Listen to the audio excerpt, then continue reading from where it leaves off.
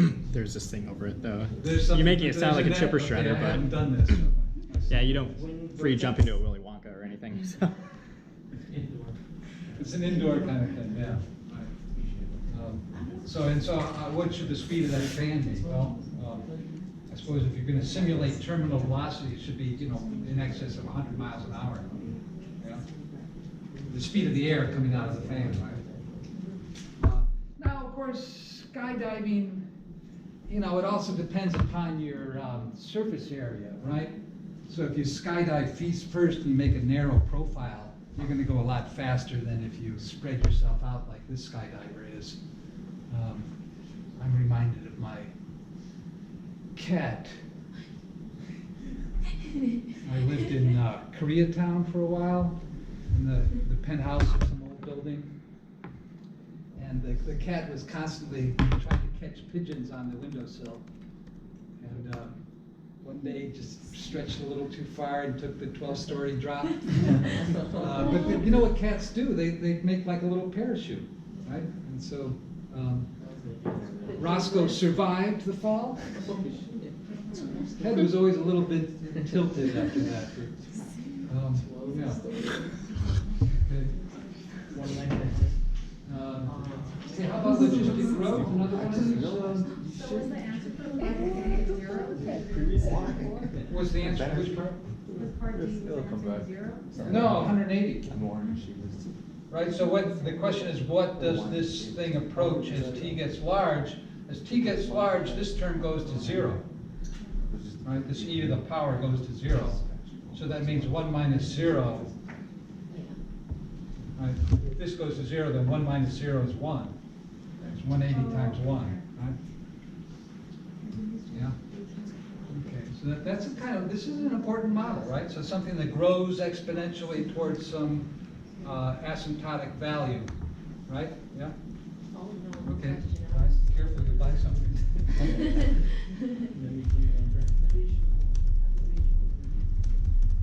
Okay, so logistic growth is another common application of exponentials. And I don't know why it's called logistic. Do I know why it's called logistic growth? Because it sounds fancy, I think. It's one of those, they're trying to sell it as the latest and greatest thing. So logistic growth. So this is an alternate population model. We talked about exponential growth. A population that grows in proportion to its size grows exponentially. This is the same kind of thing with a limited carrying capacity for the environment. I think, so this is e to the negative ct. There's a lot of parameters here. This is problem number 27.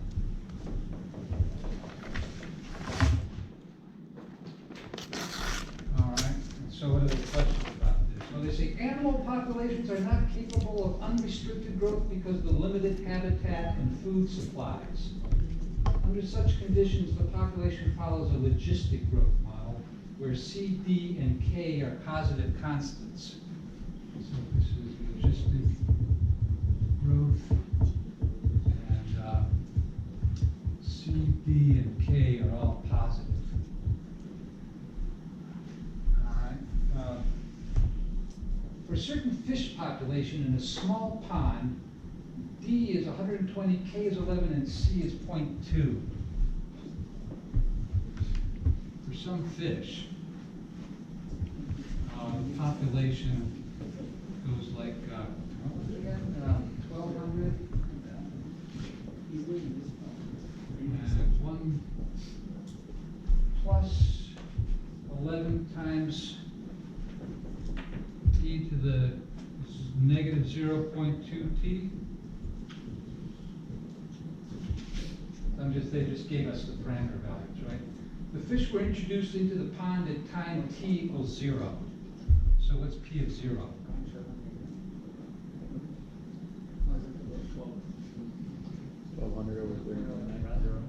Yeah, it's going to be 1,200 over 1 plus 11 times e to the 0. And e to the 0 is 1, right? that's gonna be 1,200 divided by 12 is 100, right? So initially, there are 100 fish in the pond.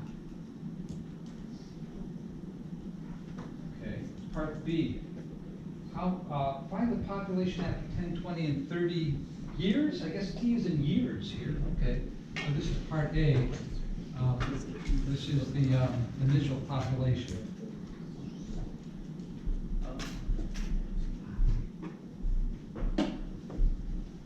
Part B, P of, well, they want us to compute a bunch of these, right? So there's 10, 20, and 30. P of 10 is going to be 1,200 divided by 1 plus 11 times e to the negative 5. It's 0.2 times, 2, e to the negative 2. 20% of 10 is 2. And we saw that reciprocal of e squared, was that like 0.36 or something? Who remembers? No, it's less than that, okay. So we just gotta compute this, right? So one way to approach this is through graphing device. Should we try a graphing device on this? How about GeoGebra? So the somewhat quirky aspect of GeoGebra is that it doesn't allow us, the independent variable has to be x, right? So here the independent variable is t, we can just substitute x, right? So we're going to say our function is 1,200 divided by, in parentheses, 1 plus 11 times e to the power, and it just knows e, right? Any good math program will know that e is a special constant. And so that's negative 0.2 times, I'm going to have to say x, because that's the name of the independent variable. When I type that in here, we get our function of x, not t, and I called it f instead of p, whatever, right? That's fine. It hasn't plotted it, or has it? Where's the plot? Oh, well, the initial population is 100, right?